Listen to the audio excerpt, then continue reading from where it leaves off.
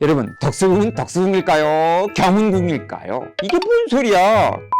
자, 여러분이 한번 판단해보세요. 덕수궁의 원래 이름은 경운궁이었어요.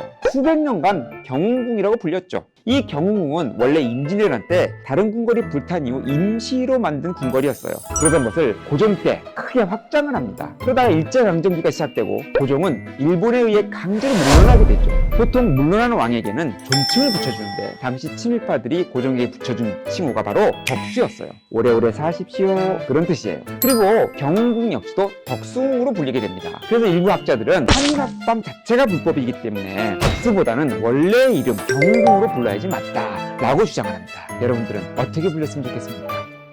여러분, 궁궐의 정문은 원래 화자돌림이거든요. 경복궁의 광화문, 창덕궁 돈화문, 창녕궁 홍화문, 경희궁 흥화문. 그런데 덕수궁의 정문은 대한문?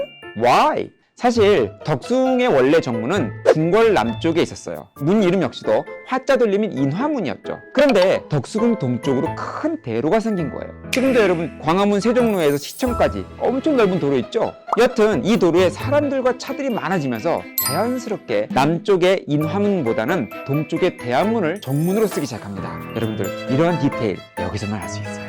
여러분, 덕수궁의 정문인 대한문을 통과하면요, 뻘쭘하게 잔디밭 한가운데 문 하나가 서 있어요. 아니, 원래 문은 담장이 있고 담장을 통과하는 역할 아닌가요? 근데 문만 있어요. 사실 이 문은 고종 황제의 친전인 함령전의 출입구였어요. 근데 고종이 돌아가시고 궁궐 건물들이 많이 없어지면서 지금은 이렇게 문만 남아있는 거예요. 심지어 광명문은 얼마 전까지 엉뚱한 곳에 있었는데 그 기능이 뭔지 아세요? 야외 전시장. 그러면 사진 한번 보세요. 광명문 안에 전시된 신기전, 작용로 보이시죠? 이러던 것을 몇 년 전에 이 제자리로 옮긴 겁니다. 자, 여러분, 이 사진은 바로 헐리기 전 광명문인데 불행히도 돌아가신 고종 황제의 상여가 나오는 장면 보이십니까? 어쨌든 단도 없는 문이지만 제 자리로 돌아와서 정말 다행입니다.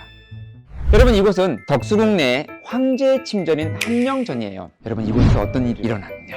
1919년 1월 건강하셨던 고종 황제가 식혜를 드시고 갑자기 이곳 함령전에서 돌아가시고 맙니다. 이 고종의 죽음은 많은 미스테리를 품고 있어요. 고종은 1910년 한일 병탄 이후에도 끊임없이 독립의 의지를 내세웠죠. 헤이그에 몰래 외교관도 파견하고 심지어 당신 스스로 외국으로 망명을 해서 일제 만행을 알리려고도 했어요. 그런 와중에 갑자기 돌아가신 거예요. 특히 일본은 의도적으로 사망 당일 신문에 위독이라는 표현을 씁니다. 일종의 알리바이를 만들려고 한 거죠. 그리고 사망 다음날 사망 소식을 알려요. 하여간 고종의 죽음은 여전히 풀리지 않는 미스테리로 남아있어요. 여러분들은 바로 그 역사의 현장, 그 현장을 보고 계신 겁니다. 이곳은 어디라고요? 함령전입니다. 이곳은 덕수궁의 정전인 중화전입니다. 여러분, 정전, 경복궁의 근정전, 창덕궁의 인정전처럼 정전은 정자 돌림이에요. 그런데 덕수궁은 중화전. 아마도 대한제국의 궁궐이다 보니까 이름도 좀 달리한 것 같아요. 그런데 중화전을 방문하는 사람들이 잘 모르는 사실이 있어요. 모든 정전은 회랑이라는 곳을 둘러싸여 있기 마련이거든요. 그런데 중화전의 회랑은 다 사라졌어. 일제강점기 덕수궁이 공원이 되면서 이렇게 대부분의 회랑이 사라지고 맙니다. 열받죠. 그래도 동쪽 회랑 조금 남아있어요. 여러분, 근데 지금 뭘로 사용하는지 아세요? 휴게소.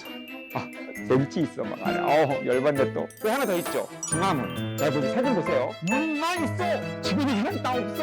문이 있는 사람들이 문 옆으로 가. 진짜 열받네 또. 되게 열받아 나는. 덕수궁의 석조전.